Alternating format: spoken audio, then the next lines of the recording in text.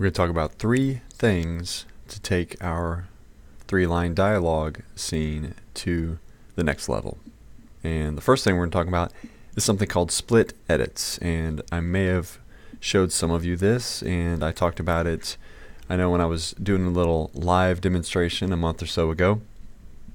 Basically, what we don't want is we don't want the video to cut to the new character and then hear the new character say his line or her line. So this situation here, Michael.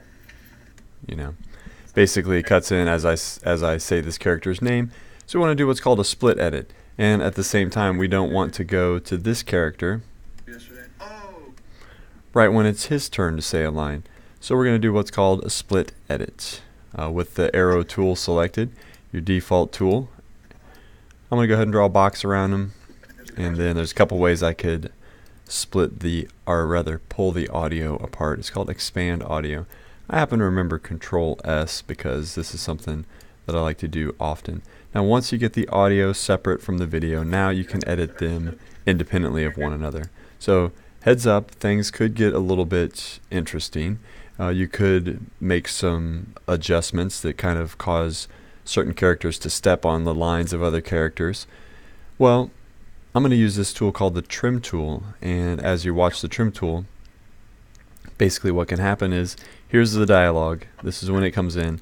I can either lead with the video, and I can come in early with the video and then cut to the dialogue, or I can go the other way around. I can lead with the audio and then come in with the video.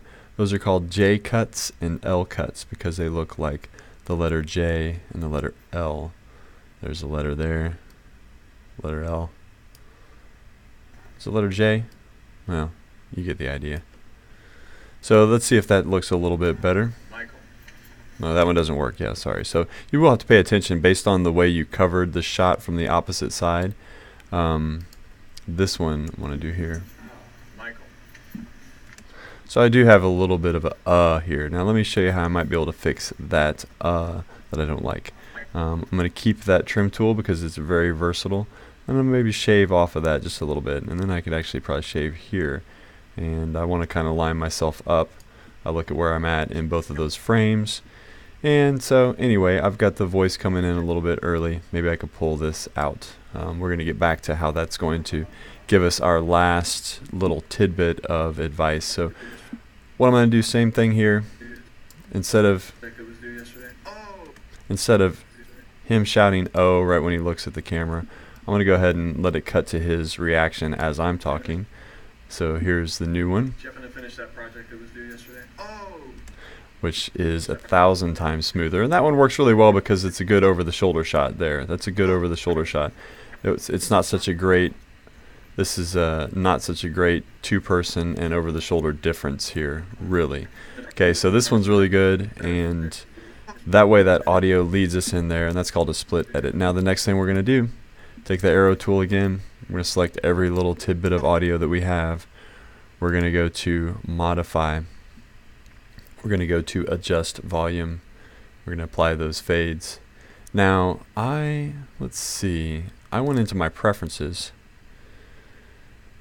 and changed this default fade duration to 0.01. So I've got a really short fade, and all that's going to help me do is it's just going to smooth the edge of the audio. Okay. It's just going to kind of keep it from having those little clicks and pops that we might have if you edit audio when the waveform is kind of bouncing around. And then the last thing we're going to do, sort of add a little bit of polish to this. We're going to take the tool called the range tool. R is the shortcut there. And we're going to go ahead and select the entire project.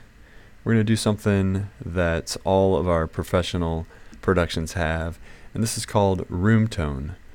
Now that we've got a couple different shots coming back and forth from a couple different angles, a couple different mic settings, a couple different this, that, or the other, well, basically we need to sort of add a little bit of Scotch tape to sort of glue all those together.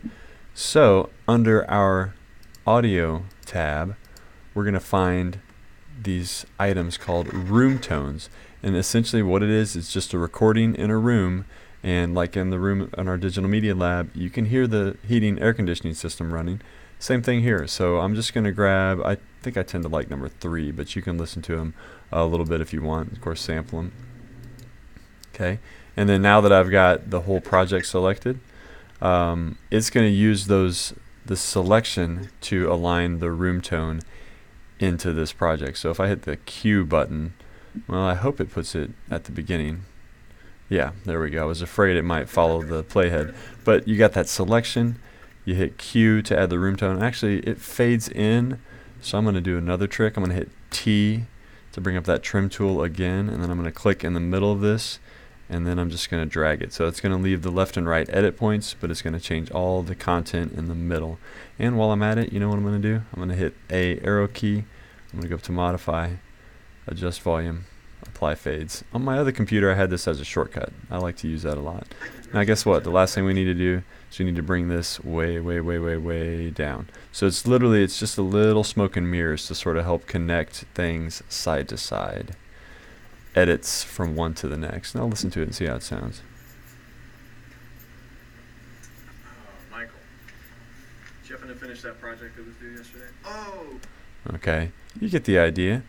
We got 3 things we're going to do. Split edits, adjust the audio by applying fades, adding a little bit of room tone, and hey, while you're at it, add some music.